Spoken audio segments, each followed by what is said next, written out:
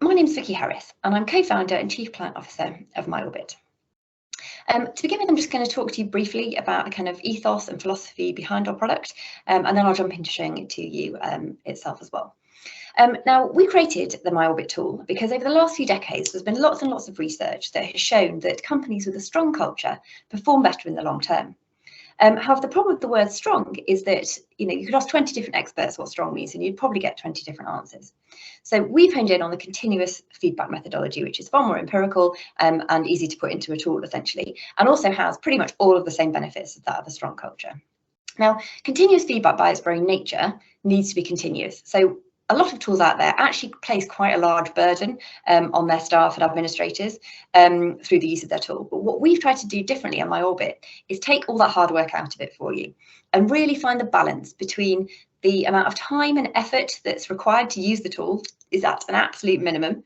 But what you get out of it on the other side is really, really rich and invaluable data. And so we've really tried to get that balance to mean that, we can just introduce performance management into like a daily routine. So it's not a chore that happens on an infrequent basis, but it just becomes part of daily practice. You don't need to think about it. And what you get out of it at the other end is you know exactly where you stand within the organisation at any one time. And this means that you know what you're doing well, but you also know what you need to do to progress. And so it means that you feel a real connection to the organisation and you're really driven and motivated to grow that business's objectives and performance. Hopefully that will make sense, and now we'll jump into showing you the product.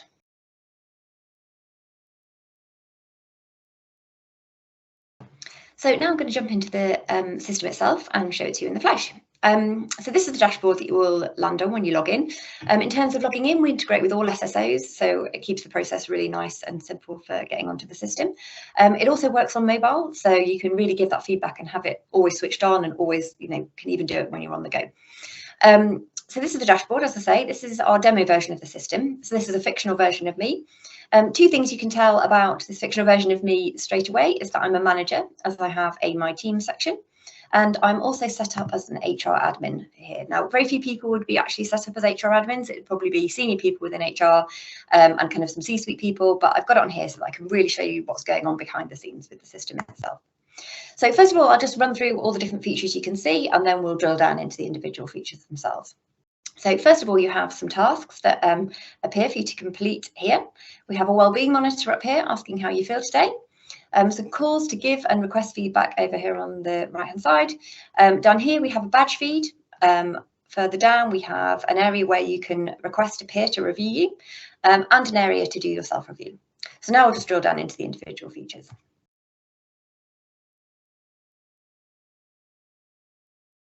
First of all, I'm going to start with two features that we put together, largely because you're not prompted within the system to use them, and that yet they're both still two of our most highly used features within the product. And they are the wellbeing monitor and the badge feed. So I'll start with the wellbeing monitor. First of all, it's a really simple interaction for the user. Simple question, how do you feel today? You click on there and you choose the emoji face that best represents how you're feeling. So I'll go with that one. Now, the reason we designed this part of the system is so that as an organisation, you could always see how your people are feeling, both as a manager and as a company overall. So what you can see if you go into the HR admin section is a quick overview at a glance of how your company are feeling. You can then go into that further and drill down into department and sub-department. And so as an organisation, you can quickly see at a glance any stressed or struggling teams. So here, for example, outbound sales, potentially need some extra support or help or discussions just to work out why they're feeling quite so stressed at the moment. Now, that's really why we designed this part of the system. However, the feedback we've had across the board is that it also acts in a different way, and that's as an early warning system. So when you rate yourself on your emoji faces, if you pick one of the bottom two emoji faces, your manager will automatically get a notification. Now, just while I'm on notifications, we do integrate with Slack and Teams, so all notifications can be set up to receive alerts in Slack or Teams or emails or all, depending on how you want to receive the notifications. But your manager will receive a notification, and at the beginning, it will just come with some advice that says, I just want to make you aware, Vicky has given herself a low wellbeing rating. You don't need to do anything about that at the moment, but maybe just keep an eye on it. However, if I was to put that rating in twice in 2 days or twice in a week, that advice would change and really prompt a conversation from the manager. So as I say, the feedback we've had across the board is that, it really acts as an early warning system. It starts those conversations earlier, which means that problems don't escalate to maybe getting to resignation stage. They're eradicated right from the beginning because a conversation's had. So that's the wellbeing monitor. I'll now move on to the badge feed. So a badge is essentially a digital award that you give to somebody for doing a good piece of work. They're always positive and they're always public.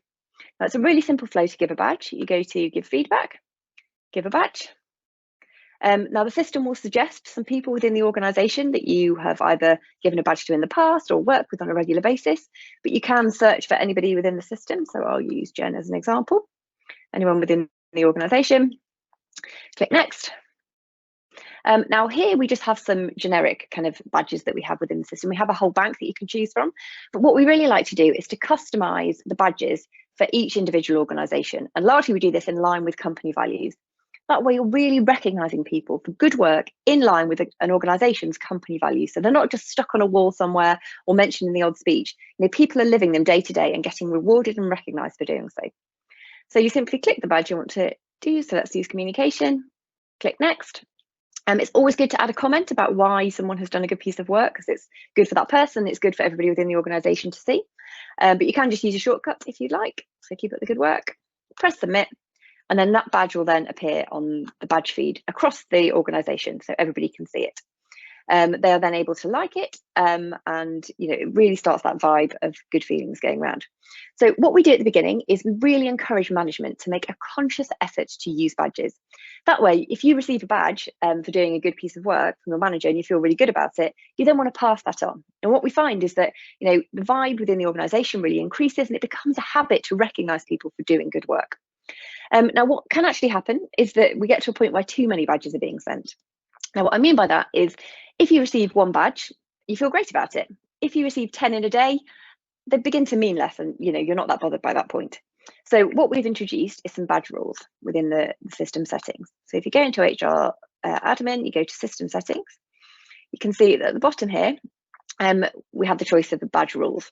Now, we always encourage organisations to begin with unlimited badges to really get that cycle and that habit formed. But if it does get to a point where too many are being sent, you can then basically limit them. So say you gave everybody 5 badges to send in a month, and they could only send 2 to the same person. That way, they're can't just spam their mates all the time. But when you receive that one badge and that person only had 5 to give, it really holds its value, and you really feel that recognition that you received because of that. Now, what we don't have in the system is a leaderboard, because we really feel that recognition is a reward enough in itself. And when we do training with people at the beginning of using the system, we really make sure that they realise that this is a system for them to use to progress their career. It's not Big Brother watching you. It's a valuable tool that they can get all the feedback that they need and the recognition that they need to further their career and to make progress. And so we don't believe in a leaderboard. We feel that recognition in itself is very worthy.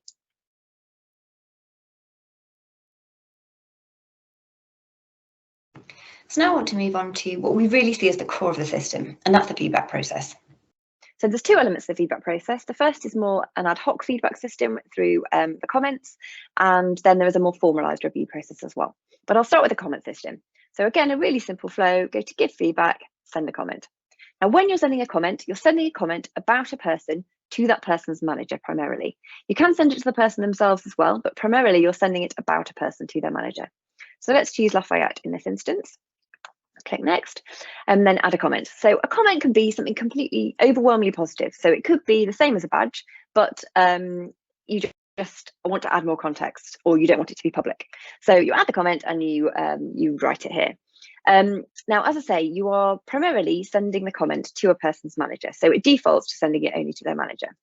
However, you can choose to send it to Lafayette and her manager as well. However, if you do that, you will notice that this option for anonymity at the bottom disappears. Now, anonymity within the MyOrbit system is very flexible, and for each of the features that I'll show you from now onwards, you can choose in the HR admin settings whether to have anonymity turned on or off. So as far as comments are concerned, the user gets to choose whether they send that comment anonymously or not. However, if they send the comment to Lafayette and her manager, then that option disappears just to stop any potential misuse of the system. So you simply type the comment there, choose the options and how you want to send it, and press submit. And that will be sent to the manager or to Lafayette. And if you sent it to her, it will be available in her My Performance area. where you can see live any badges or comments that you receive during the period. Now, often people think that comments are generally just used for constructive information because they add more context. However, they're really not. So they're always mainly used for evidence gathering. So say you've been set a goal with your manager, but your manager doesn't necessarily see everything that you do. However, some of your colleagues might. So say you've been set a task on presentation skills, for example, and a goal to improve your presentation skills. And you do a presentation and you think you really nailed it. And your manager wasn't there, but your colleague was. You can then request a comment from that colleague. So you go to request a comment. Let's say it was Hilary in this instance that was there. Press next, and then you select the topic, say presentation skills, and you say, I've really been trying to improve such a thing about my presentation skills. Please, can you let me know how I did? And again, this will appear on her dashboard as a task to complete. And she'll have 30 days to complete it. She'll then submit it, and basically it will then appear within the manager's performance area for you, as well as in your own performance area. So it's a really good way of gathering evidence to prove that you're working towards your goals. So that's kind of largely how comments are often used.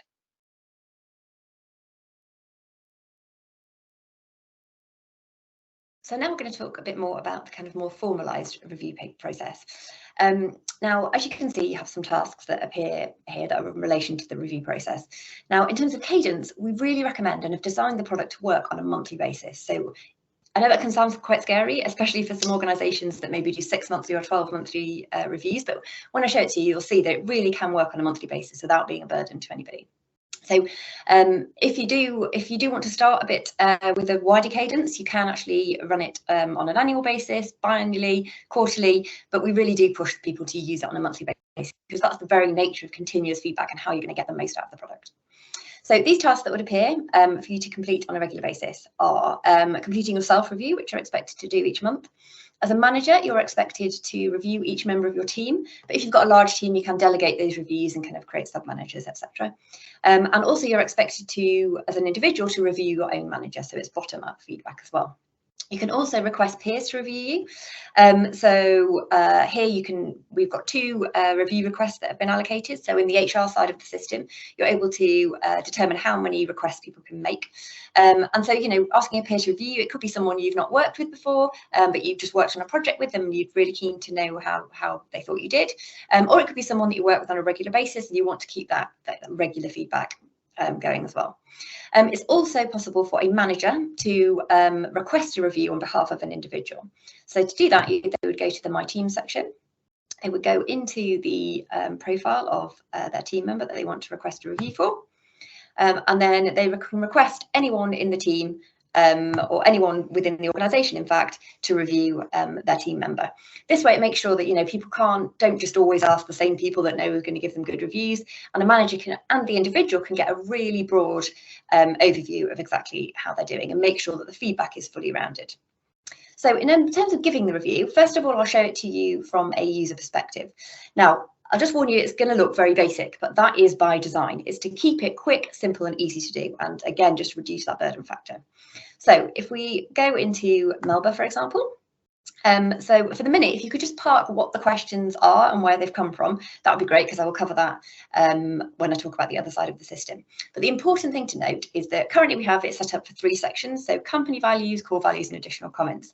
But again, you can rename those whatever you like, and you can have as many different sections as you would like.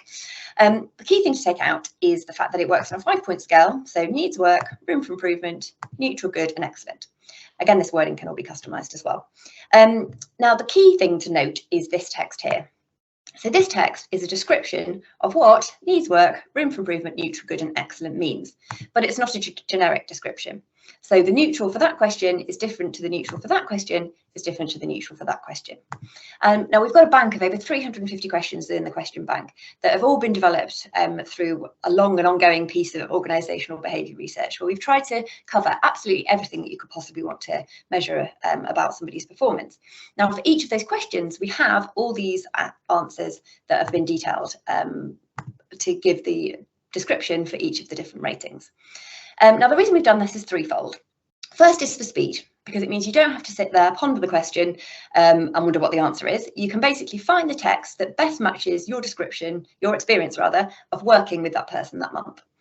The second reason is that a 5-point scale often gets a bit of a bad reputation for people either always giving neutral because they're not sure what to give, or always giving excellent because they don't feel that they can justify to the person giving them good.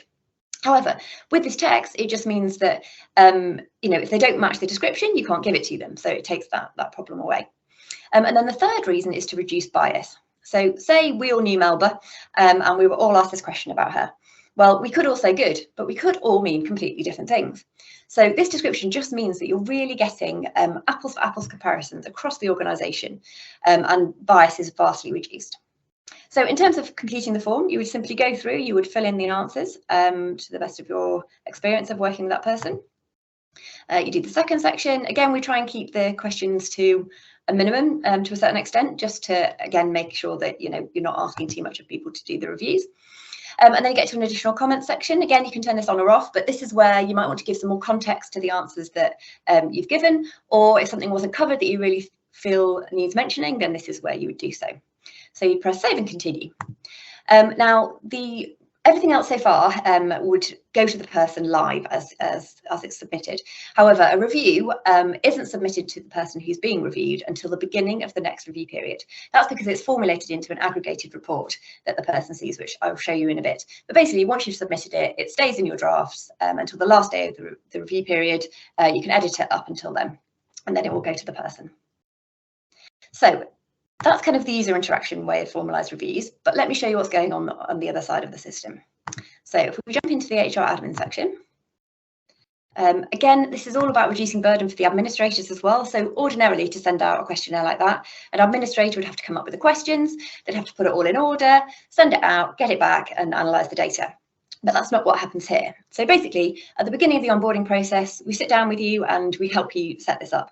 Now, you shouldn't then have to tinker with it for 6 to 12 months. I mean, you could every day and you could make changes every day if you wanted to, but you shouldn't have to. So let's use company values, that first section we saw, as an example of how this works. So you would go into edit. Now, as you can see, we've got these 8 values chosen here. But what you actually need to do when you set up the system is to choose the values that you want to measure your people against. So you're not choosing the questions up front, you're choosing the values that you want to see them exhibiting.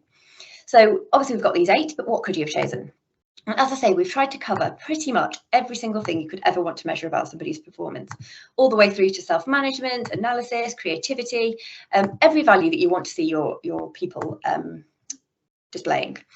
So you simply select them in or out, choose whether they're going to go in or not, and then you will they will arrive here in this section here. Now, what's generated on the back of that is a pool of questions for each of these values. Now, the reason there's not just one question and why there's a pool is because there's not one way to measure productivity, for example. There's a whole ream of ways to measure productivity. So what you would then do is you would go in and you would select which questions are relevant to your organisation and productivity. So it could be that one is, it could be that one is.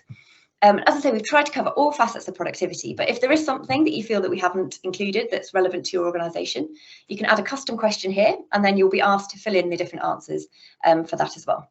So what you end up with is the values that you want to measure, a pool of questions that are either in or out for your organisation, and the last thing to do is to set a question limit for the section. Now, currently we've got it set to 6, whereas as you can see there are 8 values. So how does that work? Well, basically what the system will do is it will pick a value and then it will pick a relevant question. But because it's a computer system, it knows all the questions that have been asked previously. So it will cycle through all of them and try not to ask the same one twice. So what that means is that for the person filling in the form, it keeps the form fresh because they're not answering the same questions each month. But at the same time, at the end of a 6 to 12 month period, you get a really broad overview of a person's ability to deliver against the values that you want to see them exhibiting. So now we're going to see what we get out the back end of that and what you see as an individual and as a manager.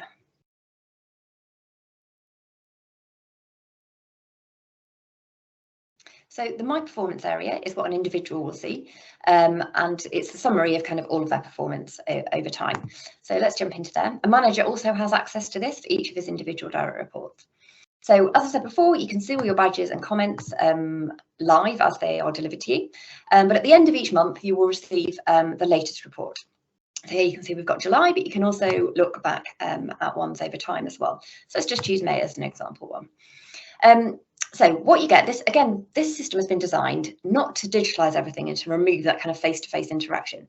And this part of the system specifically has been designed to kind of really facilitate one-on-ones with managers.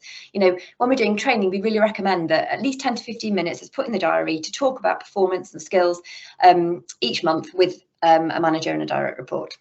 And this has been designed to sit on a screen and to be talked through, not to replace that kind of interaction between people. So as you can see, we've got these 3 sections, these aggregated reports. You can see down here on the side all of the different reviews that you've received. There's obviously a lot of dummy data in here. Now, in this instance, anonymity has been turned on. So all you see is peer, but you can still see your self-review because you did it yourself, and you can still see your manager review, largely because everyone always wants to know what their manager thinks, and also we really believe that should be a completely open relationship. So they're the individual reviews themselves, but you also get this aggregated summary here. So these are the 3 sections that we saw when we were completing the form. If we go into company values as an example, these were the values that were being assessed. So you click into there and you see the question that was asked, and you can also see the potential answers that were given. And then you're basically given a summary of what your peers, how your peers thought you were doing against the openness to feedback question, how your manager thought you were doing, and how you think you did as well. Now, as you can see here, this probably doesn't warrant too much discussion because it's all going in the right direction. Your peers and yourself think you're doing well, and your manager thinks you're doing excellently. So that's all good. Now, it could get to a point where, you know, so this example here, your peers think you're doing well, but your manager thinks you need work and you've rated yourself neutral. So that obviously warrants some discussion because there's some discrepancy there that needs addressing. And it means that, you know, you can put things in place to make sure that this situation is resolved and you know what you need to do to progress and to improve on that result. So that's kind of the aggregated report that you receive. You can drill down into each individual review as well. Now, if anonymity was turned off, you'd be able to see who said what about you. Here, obviously, you can't because it just says peer. But what you can do is if you get a rating that you're not particularly happy with, or you don't understand, what you can do is you can request clarification from that person. So you go into request clarification, you basically say, I'm not too sure why you've given me this. Please, can you give me some more context and what I can do to improve? And then this will be sent to that person still under that cloak of anonymity. So it means you're not left with any kind of negative feelings or anything. There is always some comeback for, making sure you understand the feedback that you've been given.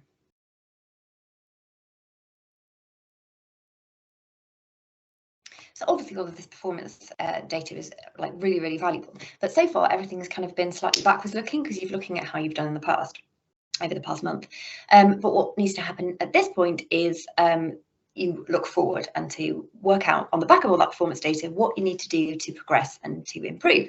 And so that's where the goal section comes in. So we always suggest that setting a goal is a collaborative process between a manager and a person, often on the back of the latest performance report that they've just discussed. And so currently a manager sets the goals in line with the person about whom the goal is being set. So let's go into the My Team section so you can see how this process works. You would go into the individual profile of the person. So let's choose Pierre. As you can see all his reports and his badges and comments from previously, and then you've got his goals section here. So you would go into goals and you would go to add a goal to set him a goal. So first of all, you choose what it's in relation to. So let's choose positive impact, for example. So these are all the values that you saw in the question bank side of things. Then you need to set an objective. So again, an agreed objective that you both collaboratively agree to. Then you would click next.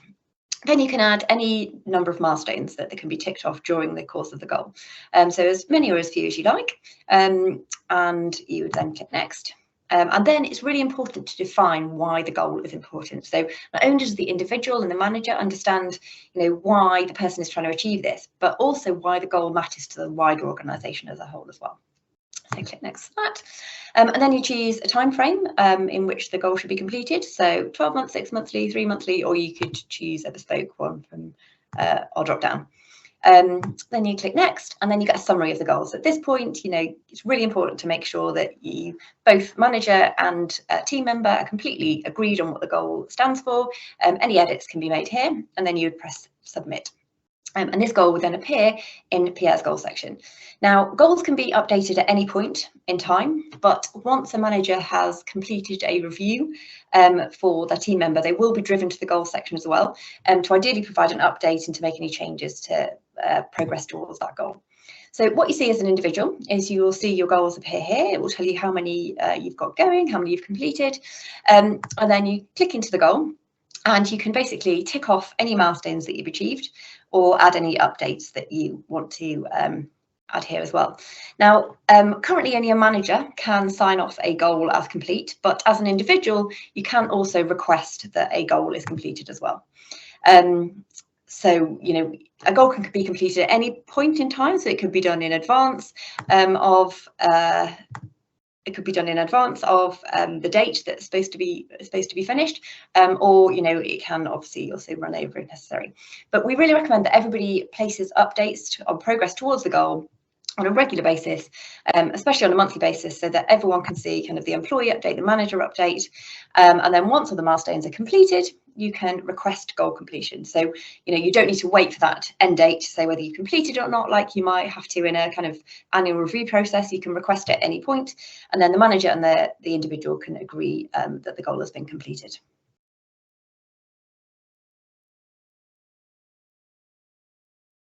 Another feature we have within the system is the suggestions and issues feature. So this allows people within the organisation to give always-on feedback to the organisation themselves to let them know what they're doing well or what people feel that they could do better. It works in a very simple way. Again, easy interaction for the user. You would go to share a suggestion. And then here we have some categories, so you can customize these categories to really make sure that you're letting the people know what you want to hear about. Each category can then be routed to any individual that you want, so you can really customize it to that level as well. So you'd simply choose your category you wanted to talk about, so say facilities, click next, and then you'd have your say. So what is your suggestion? So it could be that you want decaf coffee as well as decaf tea, or it could be something obviously far more fundamental to the business. Again, there is the choice to send this suggestion anonymously or not. So you would either turn this on or off in the HR settings to give the user the choice to do so. Issues works in exactly the same way, only they tend to be obviously slightly more serious categories, but again, all customizable and all routed to an individual point person. We'll click exactly the same, so click on next. Raise your issue, and again you can choose whether it's sent anonymously or not.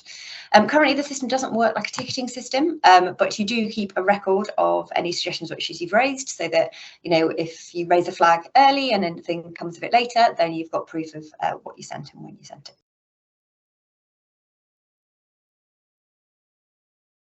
And so the final feature I'm going to talk to you about is the company pulse survey. So again, this is a really simple and quick interaction for the user, and it means that we've got over a 90% usage rate because it's always pinned to a dashboard, and people tend to do it at the beginning of the month when they log onto the system. So currently it's really simple. You literally click on there and you are asked a series of questions. Now we have a bank of questions for which you can choose, but you can also add your own if you'd like. At the moment it's a yes or no answers only, but we will soon be introducing the ability to have a scale and to also add a comment. But currently it's yes or no questions. Would you recommend working here to a friend? Is the example we've got. Do you have access to the necessary resources, tools and training to do your job? And can you see a future for yourself at the organisation? Now, obviously, that's really quick and simple interaction from the user, but what you get out of it at the other end is, you know, really high quality, rich data. So if we jump to the HR admin section, you can see the trend of the pulse survey results over time across the organisation. You can then drill down into that further to see how this changes over time. So, you know, if you make any changes to the business, you can kind of see that finger on pulse of the organisation and how they're feeling at all times. And you can see any changes. So you can then also drill down further into each month and look at the individual departments.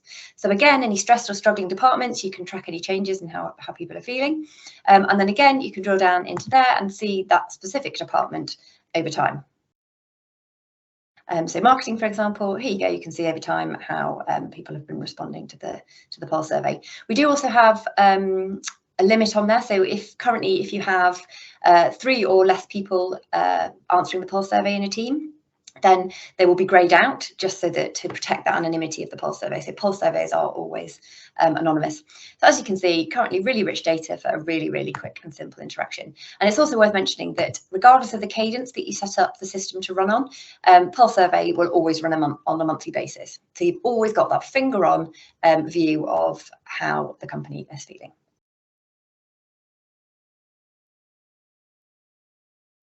Hi, I'm Paul Gooch. I was the founder and CEO of Playdemic, which is now part of Electronic Arts. I was asked by the team over at MyOrbit to talk a little bit about my experience with the MyOrbit platform and why we at Playdemic chose to use that platform for our continuous feedback solution over some of the competitors in the market. So first of all, I think it's worth saying that we spent some time researching the market, looking for alternatives. We were very keen to help build our culture through a continuous feedback idea, something that was very close to our hearts as a company. Our culture was crucial to the endeavour that we were on and the mission that we were following, but we didn't really have the technology in-house to deliver that. We had lots of technology in our customers, we knew a lot about our players, and we had a lot of data points on many aspects of our business, but our greatest asset, that being our people, was something we knew from an analytics perspective very little about. So as we started to push forward and really invest in that area of the business, we took some time and did some due diligence on the market. It was then that we came across the MyOrbit solution and the great team there. They were very early in their development, but we loved where they were going. We loved the ideas they had around the importance of continuous development, but also that commitment to really embracing engagement as a challenge. They were trying to build something that was light touch, something that would deliver large value to us as a company and to our employees, to our managers, and overall to our culture, but something that wouldn't really impede on the day-to-day work that our people were trying to do. So we spent some time with the MyOrbit team helping them, I'd like to think, develop their platform, and it became an integral part of Playdemic's feedback solution. It allowed our people to report in the kind of timeframes that made sense to them. So we had a monthly cadence in the company. And it also meant that we could really drive focus around some of the things that we felt critical to our culture, those core values that we felt were making us successful, and those things we really wanted to invest in. So we were super impressed by the technology. We were super impressed by the flexible nature of the company themselves, how they responded to our challenges, how they came back and allowed us to make changes to the way that we wanted to implement the system. And it became a major part of the success of Playdemic. So I would wholeheartedly recommend MyOrbit to other companies, particularly if you really believe that continuous feedback is an essential part of your culture. And also, if you really want to create an asset that gives people what I feel is the most important level of feedback, that being those of your peers. The peer-to-peer feedback process is something that I felt was critical in our organisation, and the MyOrbit solution really helped to empower us to deliver that. A great solution, a great team, and one that I would wholeheartedly recommend to others. Thank you.